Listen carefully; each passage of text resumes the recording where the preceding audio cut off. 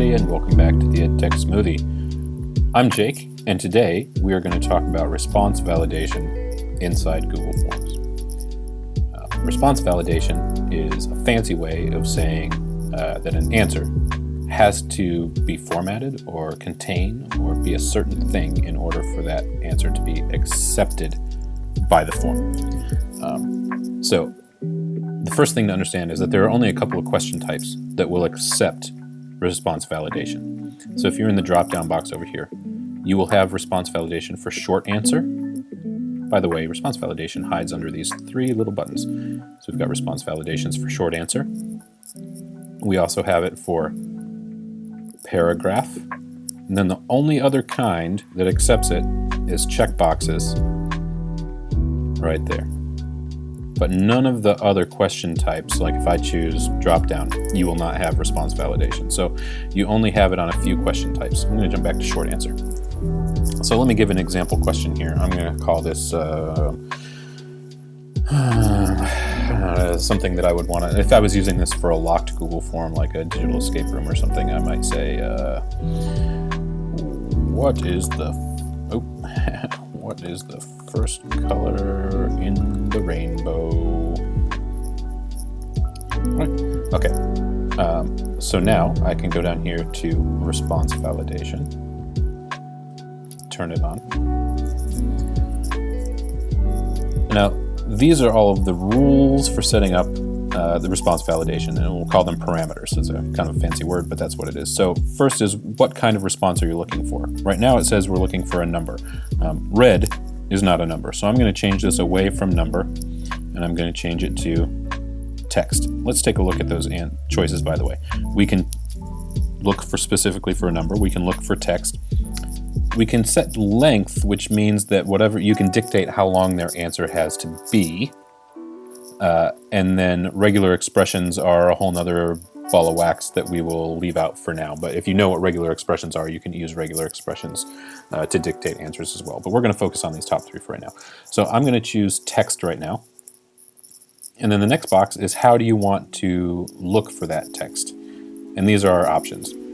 We can look for text that contains certain words or letters, that doesn't contain certain words or letters. We can look for an email address, it has to be an email address, or we can look for a URL. So if you want them to enter a link, we would have to say it has to be a link. I'm going to choose contains. We want their answer has to contain red. Custom error text is what it's going to show in red underneath if that answer is not correct. Now, the tricky thing is that response validation, when you're looking for text, is case sensitive. So if a student comes in and puts red, unless you have it shown exactly this way here, it'll show as wrong. So I'm going to put red all in lowercase, and then as my custom error text, I'm going to put all lowercase. And that way, when a student or you or whoever is answering it, if they have red and they try to type red, it's not accepted, but it says put it all in lowercase. So if I put it all in lowercase, it's marked as correct. Does that make sense? So that's a good way to use the hints section, is especially with text, is making sure they understand what case it needs to be in. And it is case sensitive. So we can also choose does not contain, and of course then if they put red, they can put anything except red and it'll be accepted as an answer. URL is handy because maybe you have a question type that's like, provide a link to your website, and you'll get some people who are being pretty ornery and they might say like, no, right? So I'm going to say that this has to be a URL. Please enter a valid link. And now when we look at this item, if I type website, it's not going to be recognized. If I type website.com, it's not going to be recognized. If I type www.website.com, still not recognized. So I need http://website.com. And that might be an useful thing for you to put in the hint section as well. So we'll jump into hints. Please enter a valid link.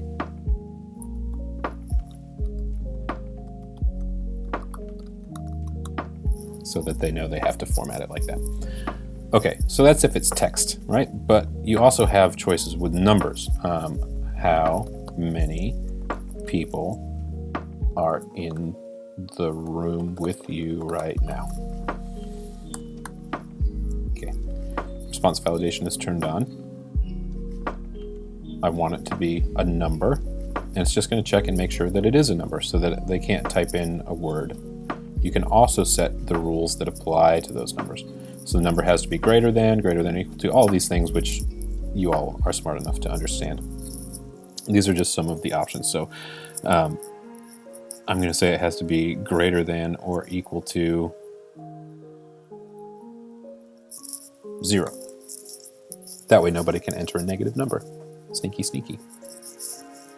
Okay. Let's take a look at another response validation type.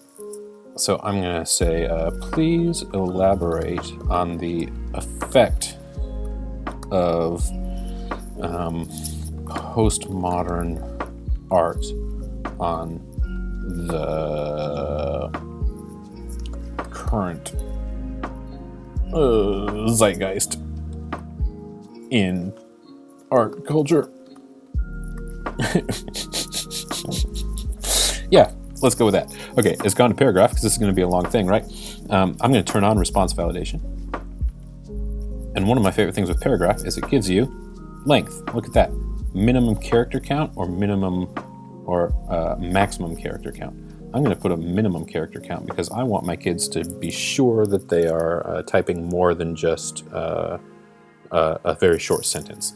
So I'm going to say that I'm looking for at least 50 characters. Now I wish that it did it by words. It doesn't do it by words, it does it by characters. So I'm looking for at least 50 characters here. Okay. And now when they get to this question type, if they're typing, I really don't know, it's not going to accept it. So now they could, if they wanted to, be, I really don't know. They could match it that way, right? But this is a way that you can enforce some length requirements.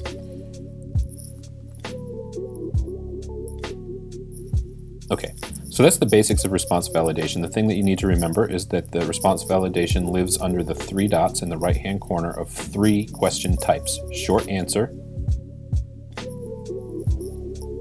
paragraph, and oh, I forgot to show you checkboxes. And checkboxes. What of the following vegetables have you eaten recently? I'm going to change this to checkboxes, and we'll put carrots, celery, broccoli, Brussels sprouts. And then the response validation type here is that you can tell how many they need to check.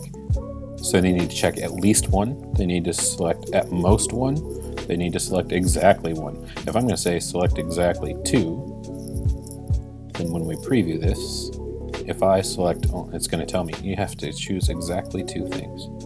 Now, unfortunately, there's not a way to force choosing the correct answer here, just how many they are choosing. So anyway, so there we go. Now I can actually do the summary. So response validation lives in the menu under the 3 dots in the lower right-hand corner of your item. There it is.